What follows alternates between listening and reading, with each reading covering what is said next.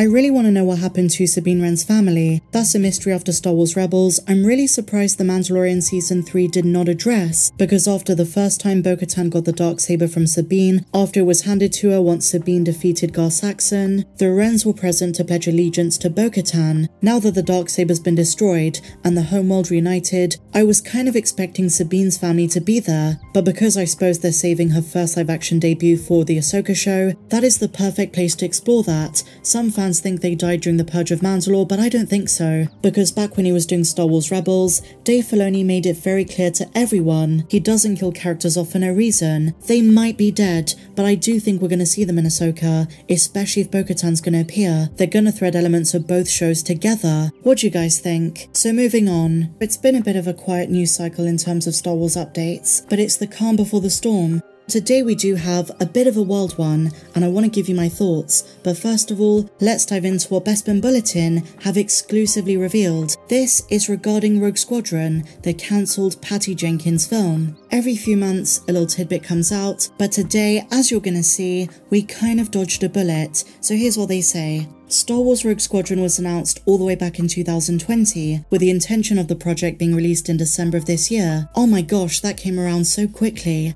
Unfortunately, the production hit a bump when the film's director, Patty Jenkins, had to postpone work on the film due to scheduling conflicts. It's believed she had to prioritize work on a third Wonder Woman movie, which itself was also cancelled. Ultimately, due to Jenkins having to work on the film, Rogue Squadron was indefinitely delayed, and since then, as we found out at Star Wars Celebration, Lucasfilm have turned their attention to other films, two which are coming in 2026. The Rey movie and probably Dave Filoni's film, although we really don't know for sure. So going back to Rogue Squadron, since its indefinite delay and removal from Disney's release schedule, there has been no official news on the project. Lucasfilm President Kathleen Kennedy did say they still want to discuss what that was going to entail, and that could be plot points, certain characters, the period of time that was going to take place in. It's something Kennedy says is still in the pipeline, but in the distant future, and I suspect they're debating whether to make it a film or a TV show, and that brings us on to today's news. So according to Bespin Bulletin sources, and remember guys, Bespin is one of the most reliable you can get, they say Patty Jenkins' husband and former merchant marine Sam Sheridan, the writer of the TNT series I'm the Knight, and also the consulting producer of Amazon Prime's Tom Clancy's Jack Ryan, wrote a draft for Rogue Squadron. Despite his TV work, he's also known as an author. Their sources didn't say if the draft was going to be for a film or a TV show, and as I say, there was a very good chance that when it turned out Patty Jenkins really couldn't take on this project, they might have turned it into a TV show. And incidentally, that may have worked, because the original Rogue Squadron 1996 book was set during the events of The Mandalorian, after the Battle of Andor, during the New Republic era, and contained a lot of familiar faces from the original trilogy. And of course, there were comics and a game series as well. It doesn't seem likely we're ever going to find out when Patty Jenkins wanted to set this. We presume, given she told us it was going to be in a new unexplored era, it might have been post-Rise of Skywalker, and you never know, aspects of those early scripts might find their way into the 2026 film by Sharmeen Obaid-Chinoy. The same way The Mandalorian Season 3, and presumably Ahsoka as well as The Mandalorian film by Dave Filoni, are adapting Rangers of the New Republic to some extent. So Bespin Bulletins say their sources didn't tell them if it was for a film or a TV show, a draft that was going to be converted to Disney+. But given Sheridan's history with TV, once his wife Patty could not cope with the workload. Previously, the only writer outside of Jenkins we know who worked on the film was Matthew Robinson, who's written on films such as Love and Monsters and The Invention of Lying. And so they say, it's unknown at this time if Sheridan penned a draft of Rogue Squadron before or after Robinson, but according to insider Jeff Snyder, the script on the film was an absolute mess. Nothing was going well in pre-production. Now Bespin Bulletin then bring up a very good point. A lot of Star Wars fans were never really big on the idea of this film, the concept if they were not going to follow the books and the games, that it was going to be more of the same from the sequel trilogy. On the other hand, that excited a lot of other fans, those who wanted to see more Poe Dameron, because in some way, shape or form he was going to feature in this. But I will say if they do want to make this into a TV show, they should go for it, if they choose to canonize elements of the classic book, or feature elements of Rangers of the New Republic, just like The Mandalorian is doing. And what a fantastic book that was. They focused on the adventures of the New Republic, the Rebel Alliance,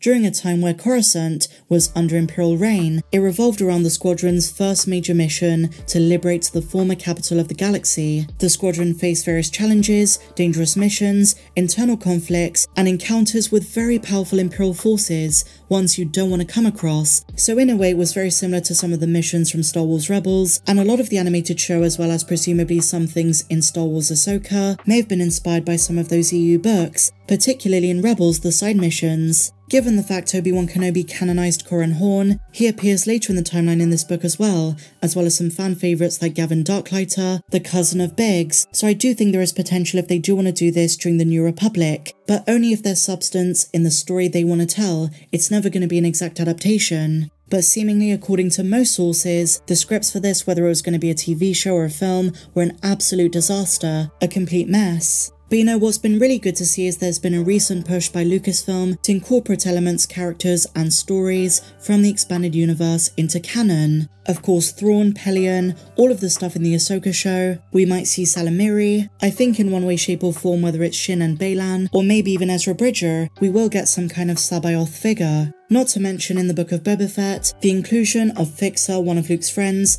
and Cammy Marstrap, Lays, and Cammy. Now while you might say these were already canon, they only featured in A New Hope's deleted scenes, also books such as The Last Jedi Expanded Edition, and The Princess Scoundrel and the Farm Boy, but now they've made their first canon appearance on screen in Chapter 2, The Tribes of Tatooine. The favourites from Toshi Station were back, and I do think all of these examples are setting up more that we might see in other shows, as I say Ahsoka, the Mandalorian film, and if they ever do something with Rogue Squadron, I wouldn't be surprised if more elements come in too. For instance, the biggest arsehole of the expanded universe of the New Republic, Borsk Failure, a Bothan who really let everyone down, not the heroes you heard about in episode 6. In fact, I'd be surprised if he doesn't appear in something one way or another.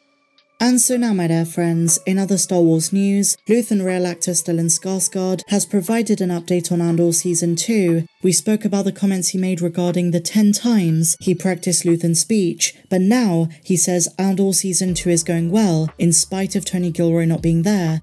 Here's the quote, and it's very interesting. He says, "That's going great. I mean, Tony's gone on strike as of the 1st of May. He finished the scripts right on that day." And then he shut off the phone and disappeared into a picket line somewhere, so we'll see. He claims the series is director-proof and actor-proof, which means it can't be destroyed, so let's see if it works. Of all the upcoming shows that are releasing, I have the most faith in Andor Season 2 delivering something really special. The first season was just incredible, but I'm not going to rattle on about it. You already know my thoughts, I've spoken about it time and time again. And so finally, my dear friends, they're adapting the Kenobi show into a comic.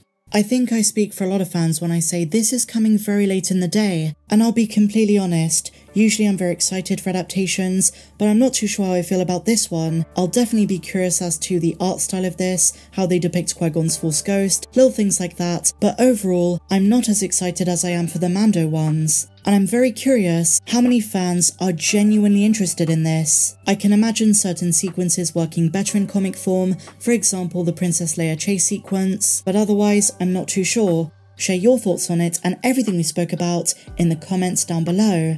If you enjoyed this video, my dear friends, please be sure to give me a big fat thumbs up, subscribe if you're new, and I'll see you in the next one. May the Force be with you, always.